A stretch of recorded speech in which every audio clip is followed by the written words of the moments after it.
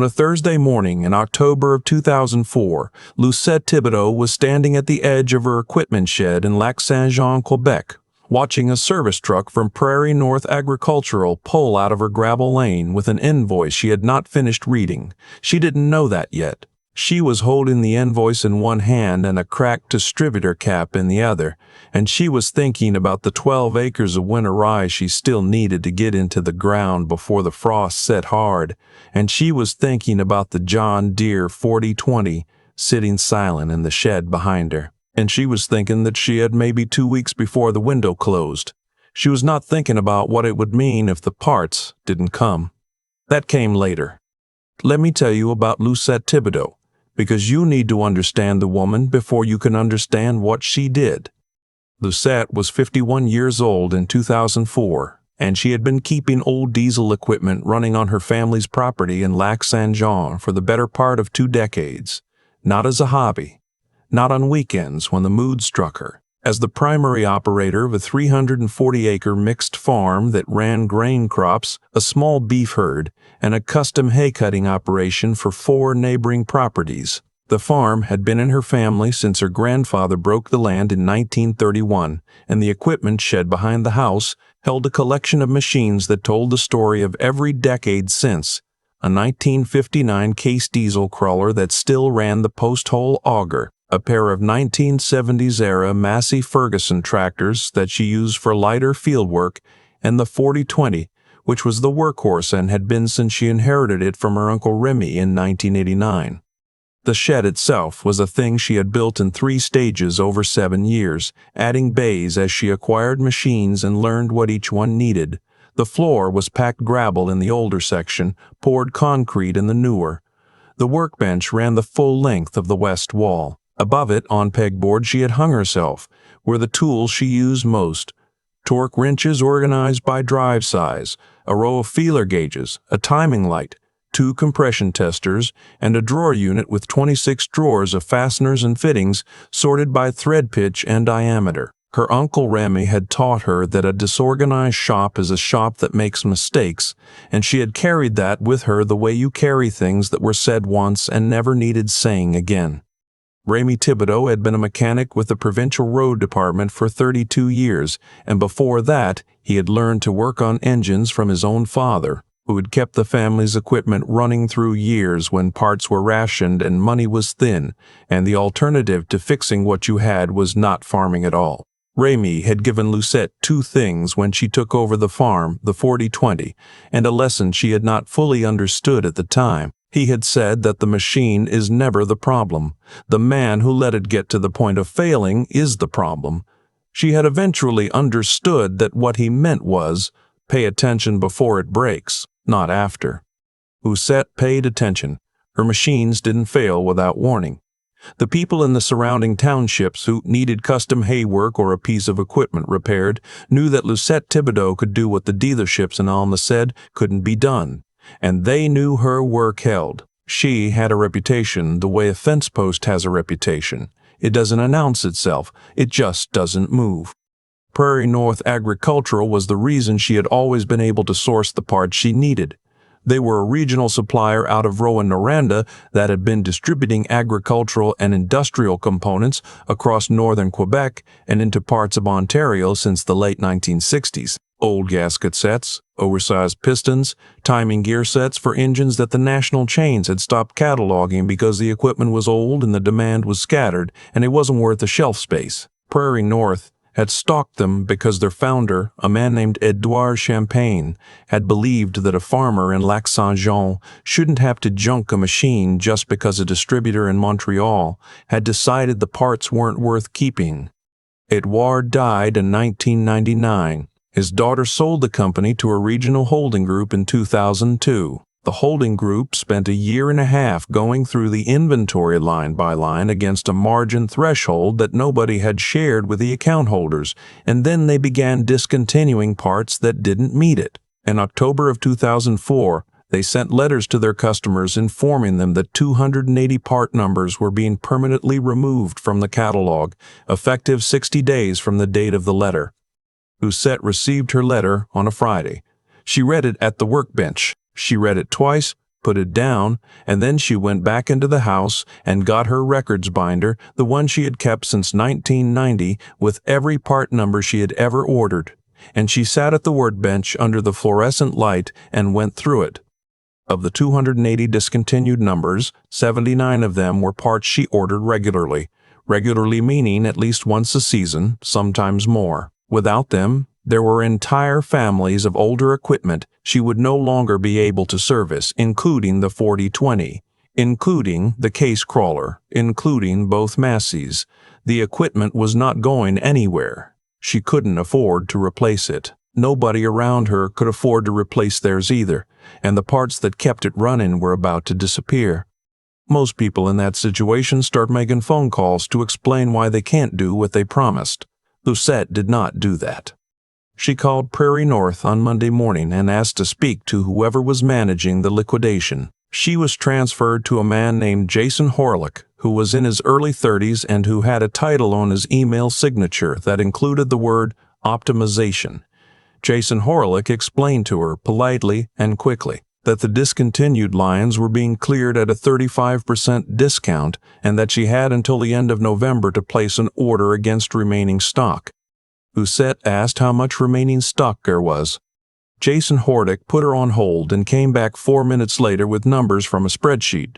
Across the 79 part numbers she used regularly, there was, depending on her consumption rate, somewhere between 2 and 5 years of inventory remaining. Lucette asked if she could buy all of it. There was a pause on the line. Jason Horlick said he didn't see why not, provided payment was confirmed before the liquidation deadline. Lucette said she would call back by Wednesday.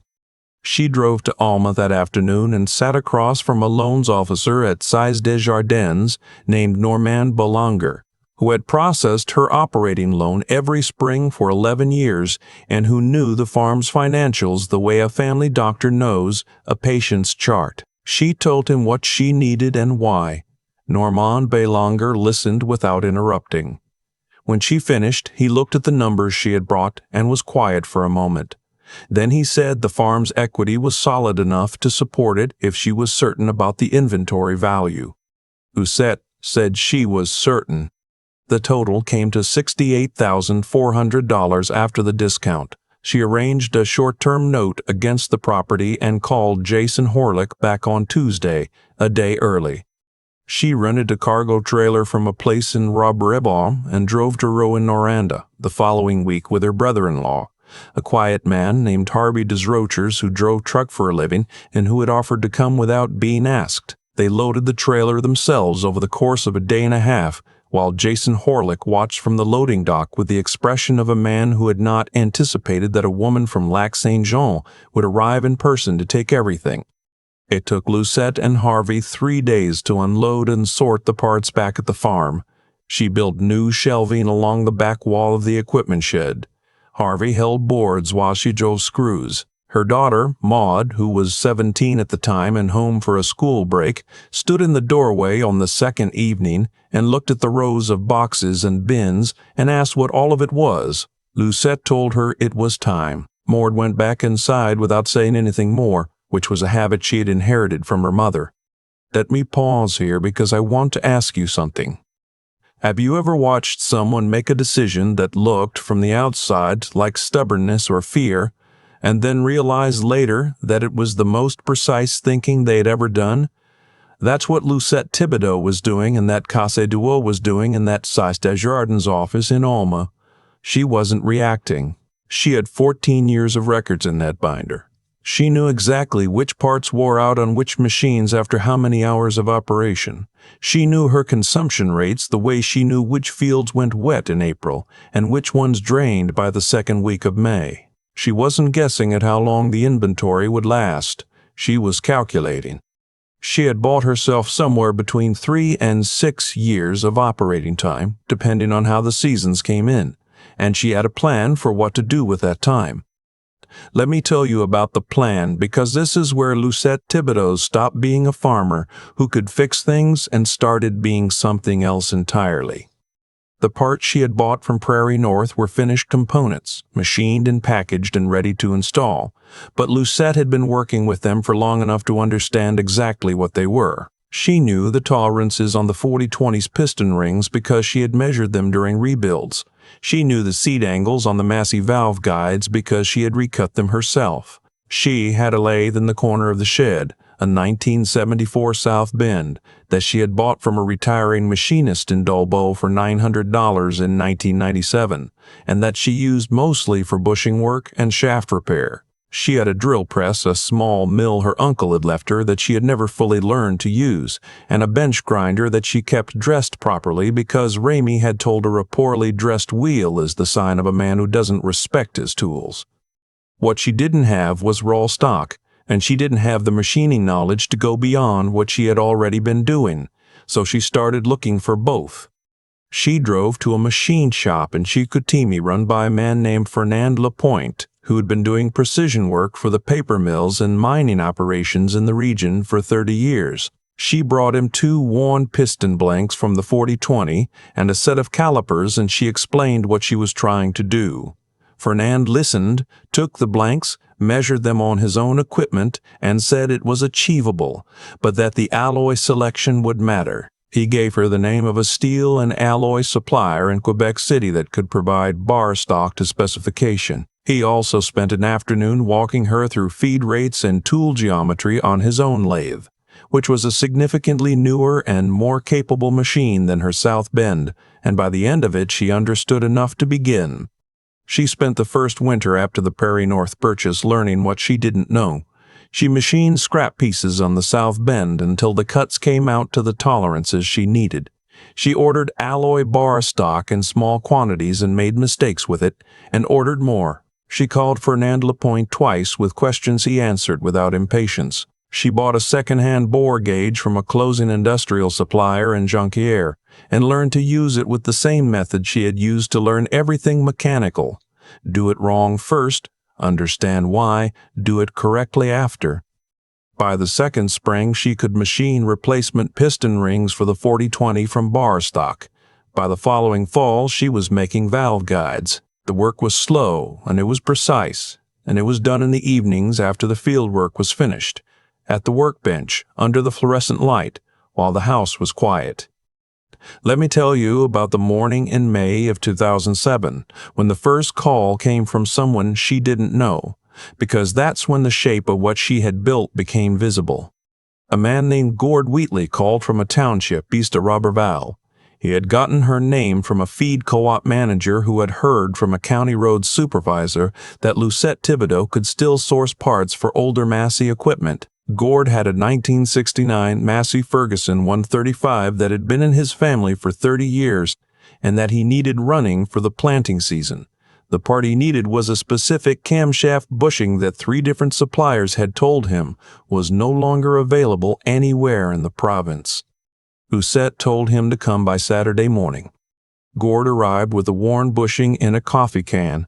Lucette measured it on her bench, went to the shelf, found what she had from Prairie North, compared it, and told him she had one. But she also had the stock to make more if he ever needed them again.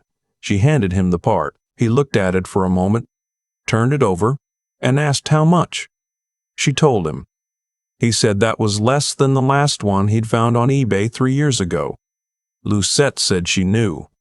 After Gord Wheatley, there were others. Not many at first. A woman from St. Félicien with a case loader.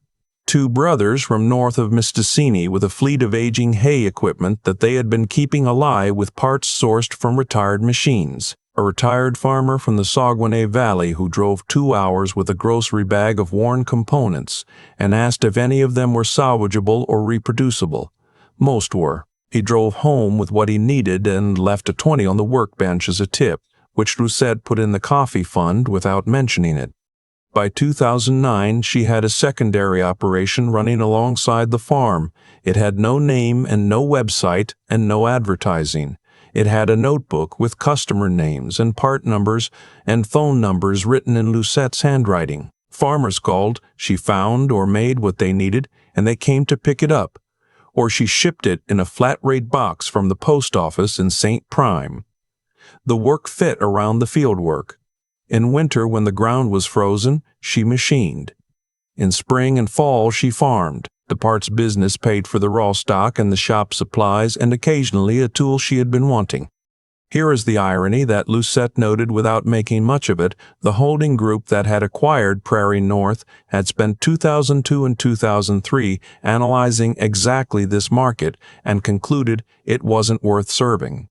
By 2010, Lucette's parts income was covering a quarter of the farm's annual operating costs. She had not set out to build a supply business. She had set out to keep the 40/20 running. Let me tell you about the fall of 2011, because that's when she made the investment she had been putting off. The South Bend was struggling. It was a good machine and she had maintained it carefully, but its age was showing in the consistency of her cuts, and there were parts she couldn't make on it without taking multiple passes that a better machine would do in one. She had been watching equipment auctions for 2 years. In September of 2011, a manufacturing plant outside of Saguenay closed its doors and auctioned off its tooling. Lucette drove down on a Tuesday and inspected a 1981 Colchester Triumph lathe that had been used for production work and that showed, under examination, the signs of a machine that had been properly maintained by someone who understood it. It needed new belts and a tailstock realignment, and one of the chuck jaws had a hairline that she would replace before trusting it with anything critical. The bidding started at $3,000. She got it for $4,200. She borrowed her brother-in-law Harvey's truck and flatbed, and the two of them loaded the Colchester and brought it home and spent a Saturday getting it level and bolted down in the newer bay. Harvey helped without asking what it was for, which was the thing about Harvey. He showed up and did the work and didn't require an explanation. With the Colchester, she could hold tolerances she had not been able to hold on the South Bend. Crankshaft journal work that she had previously sent to Fernand Lapointe in Chicoutimi, she could now do in-house. The first time she ran a full crankshaft regrand on the Colchester and measured the result, she drove to Chicoutimi anyway and showed the measurement record to Fernand. He looked at it, nodded once, and said the surface finish looked right. She told him it was. He said the Colchester was a good machine. She said she knew. Her daughter Maud had gone to agricultural college in Saint-Anne-de-la-Pocatière and come back in 2012 with a knowledge of soil science and crop management that made the farm more efficient within 2 seasons. She also brought a laptop and a copy of a database program and, over the winter of 2012 to 2013, transferred Lucette's notebook records into it. Every customer, every part number, every transaction since 2005, entered by hand from the original pages. Lucette watched this process from the other side of the workbench with the same expression she used when she watched a new cutting tool enter material for the first time. Attentive, not entirely convinced, willing to be proved wrong. The database showed her things the notebook couldn't. Which parts had the most repeat orders? Which equipment families were generating more calls every year? Which customers had come back 3 or more times and were therefore probably telling others? She used it to plan her raw stock purchases 6 months ahead instead of reacting to demand when it appeared. By 2014, Lucette's operation employed one person besides herself and Maud. His name was Bertrand Ouellet, and he had been a machinist at a paper mill in Alma until the mill reduced its maintenance staff in 2013, and he had heard about what Lucette was doing from a cousin who had bought parts from her the previous spring. Bertrand was 54 years old and had spent 30 years working with equipment that most people his age had given up, trying to understand, and he had a feel for the Colchester within 2 weeks of starting that Lucette recognized as the kind of thing you cannot teach. Either a person understands what a machine is telling them through the sound of the cut and the feel of the feed, or they don't. Bertrand did. She did not advertise that she had hired him.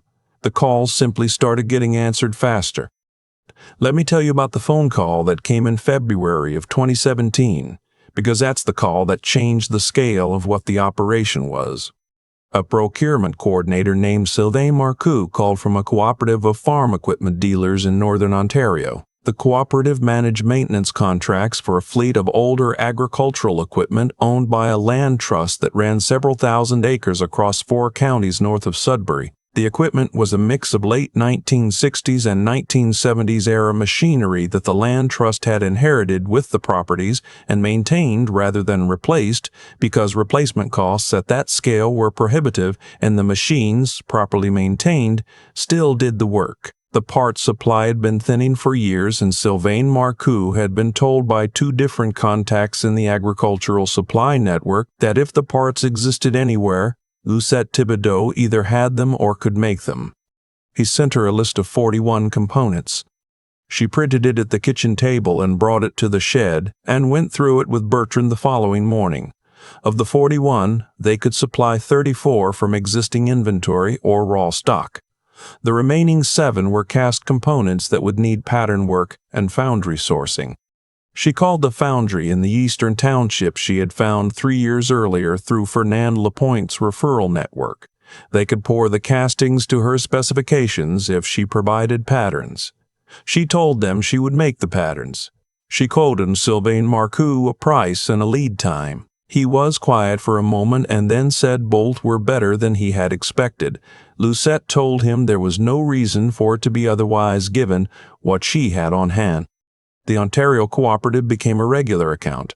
Over the following 4 years, Lucette's shed supplied parts to keep equipment running across more than 100 farms in 2 provinces.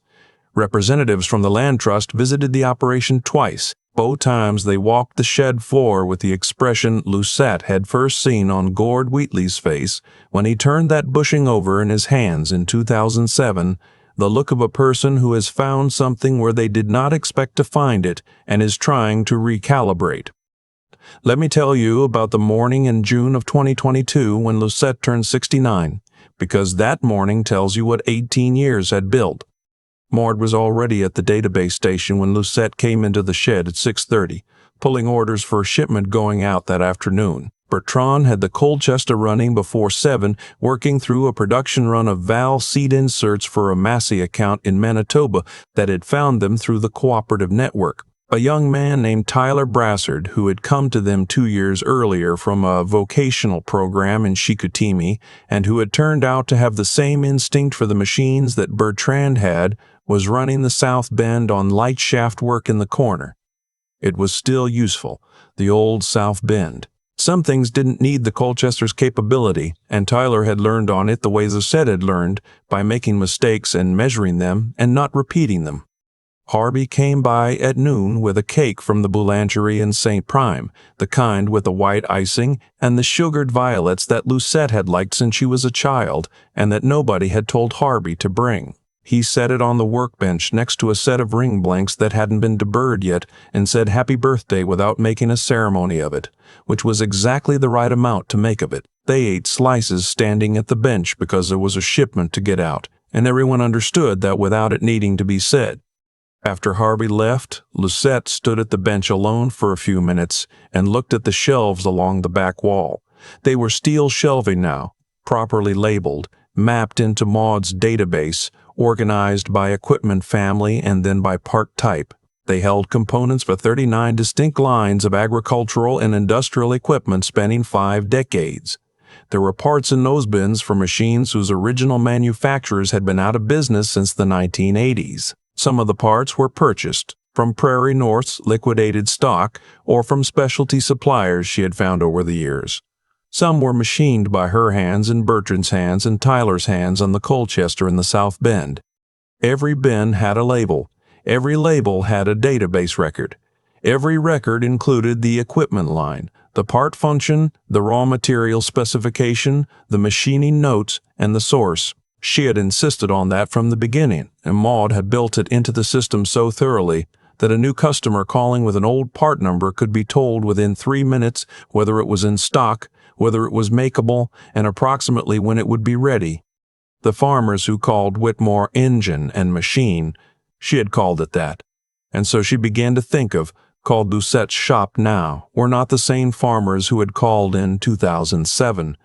Some of those early customers had retired. Their children had sold the land or consolidated it or taken it in a different direction. But some of those children had kept the old equipment because the old equipment, properly maintained, still did the work, and the first call they made when something wore out was to Lucette's shed, because that was the call their fathers and mothers had made, and the number was still the same, and the voice on the other end still knew what they were talking about. Let me tell you one last thing, because the story does not end with a birthday cake at a workbench in Lac-Saint-Jean. In the spring of 2023, Maud drove to an equipment auction in Trois-Rivières and came back with a surface grinder that had belonged to a tool and die shop that had closed after 40 years. It was a 1985 Chevalier, well-maintained with a precision that exceeded what they had been achieving on the bench grinder for finish work on varying surfaces. It cost $5,800. Tyler spent 3 weeks going through it and replacing the wheel spindle bearings and dressing the chuck, and when it ran properly, Maud put it in the database as a production asset and updated the capability list she sent to new accounts. With the Chevalier, they could hold surface finishes on bearing journals that had previously required sending work to a specialty shop in Chicoutimi. They brought that work in-house. Fernand Lapointe called when he heard. He was semi-retired by then, but still came into his shop 2 days a week. He asked what had changed. Maud told him they had gotten a better surface grinder. Fernand asked what kind. When she told him it was an 85 Chevalier, there was a pause on the line, and then he said those were good machines. Maud said she knew. The Prairie North Parts Catalogue, the original one from before the holding company acquired it, is in a 3-ring binder on the shelf above Lucette's workbench. She cross-references it still, not because she needs to, but because it is the most complete record she has of what the market decided to stop valuing and when, and she has found that useful over the years. The binder has been repaired twice with fresh rings. The pages are worn at the corners from handling. A third of the entries are annotated in Lucette's handwriting with notes about alternative materials, substitution part numbers, machining specifications developed from experience. Those annotations are not in any catalog anywhere. They exist because one woman in a shed in Lac-Saint-Jean spent 18 years writing down what she had figured out, and because she taught the people around her to do the same. The holding group that acquired Prairie North was itself bought in 2011 by a national agricultural distributor headquartered in Calgary. They operate regional distribution centers in 12 provinces and territories. Their online catalog does not return results for 1969 Massey Ferguson 135 camshaft bushings, or Case 310 crawler track idler seals, or 4020 oversized piston rings. The search function is working correctly. The parts are simply not there. The people who need them badly enough know where to find them. They end up on the phone with Maud, or with Bertrand, or with Tyler, and sometimes with Lucette herself on mornings when she's in the shed early and picks up before the others arrive. They get what they came for. Sometimes they ask how the operation has parts that no distributor in 2 provinces can source, and the answer is always the same. A woman drove to Rouyn-Noranda in the fall of 2004 and bought everything that was left, and then spent the better part of a decade learning to make what she couldn't buy, and she taught every person who came to work beside her to do the same. And she kept the machines running that everyone else had decided weren't worth keeping, and the knowledge never left the building and the shed never stopped running, and what her Uncle Remy had given her, not the tractor, the other thing, the harder thing to give, turned out to be the only thing that mattered. There's a photograph on the wall above Lucette's workbench. It was taken in 1978, and it shows Remy Thibodeau standing beside an engine he rebuilt for the provincial road department, a big Cummins that everyone had told him was beyond saving. Lucette is in the photograph too, 8 years old, standing next to her uncle with her arms at her sides, looking at the engine the way he is looking at it, the way you look at something you are not finished understanding. The photograph has been in the shed since 1991. Everything around it has changed. The tools have changed. The shelving has changed. The machines have changed.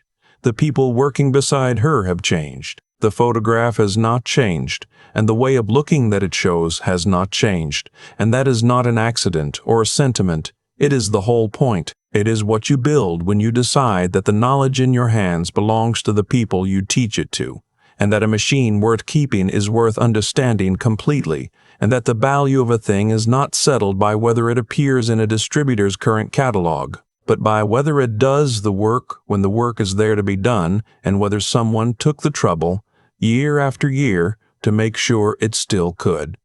I think about Lucette standing in that Sace Desjardins office in Alma across the desk from Normand Belanger, asking for $68,400 against her property to buy a warehouse full of parts that nobody else wanted. That image stays with me. Not because it was dramatic, it wasn't, from the outside. It was just a woman at a desk making a calm, considered argument to a man who trusted her numbers. But what was behind that moment was 30 years of paying attention, 30 years of writing things down, 30 years of understanding her machines well enough to know, almost to the unit, how long a supply of parts would last her. That's not luck. That's not stubbornness either, though people who didn't understand what she was doing probably called it that. What she did in that office was the direct consequence of everything she had built before it. The records binder, the pegboard, the evenings at the workbench after the field work was done. You don't make a decision like that, clearly, unless you've earned the clarity. And you earn it the same way Lucette earned it, by doing the honest work, over and over, long before anyone is watching or rewarding you for it. There's something in her story that I find genuinely hard to look away from, and I've been trying to put a name to it. It's not the business outcome. The parts supply, the Ontario Cooperative, the Chevalier surface grinder. Those are the results, and results are easy to admire. What I keep coming back to is something quieter. It's the fact that she told Normand she was certain, and then she went back to the shed and kept working on being certain. She didn't wait for the world to confirm her decision. She made herself right about it through the quality of the work that followed. That takes a particular kind of honesty with yourself about what you actually know and what you don't yet, about where the gap is and how to close it. She drove to Chicoutimi and said to Fernand Lapointe, "Here is what I'm trying to do. Here is where I'm falling short. Show me." That's not a small thing. It's a harder thing than most people manage. And then there is the matter of what she built around herself. Bertrand came to her after the mill let him go, and she recognized in him something she couldn't teach, the instinct for a machine in cut, the feel of the feed, and she gave that instinct a place to be useful. Tyler came from a vocational program and learned on the old South Bend, the way Lucette had learned, making the stakes and measuring them. Mord built the database that turned 18 years of notebook pages into something that could tell you, in 3 minutes, whether a part existed and when it would be ready. None of that happened by accident. Lucette built a place where knowledge was kept and passed on, where the people who understood things were allowed to understand them fully, and where the work itself was treated as worth doing well. What I take from that, what I think is worth carrying, is this: the outcomes we call fortunate are almost always the downstream result of choices that looked ordinary at the time. Lucette buying those parts in 2004 looked, to anyone watching, like a farmer spending borrowed money on old inventory. What it actually was a woman with enough integrity to take her own knowledge seriously, enough clarity to act on it precisely, and enough persistence to spend the next 18 years making herself right. Those three things together, the honesty to know what you know, the discipline to think it through, and the steadiness to keep going when nobody around you quite understands yet, that's what the shells in her shed are actually made of. The machines she kept running are still running. The knowledge she passed on is still being used, and somewhere in Lac-Saint-Jean, the Colchester is still cutting.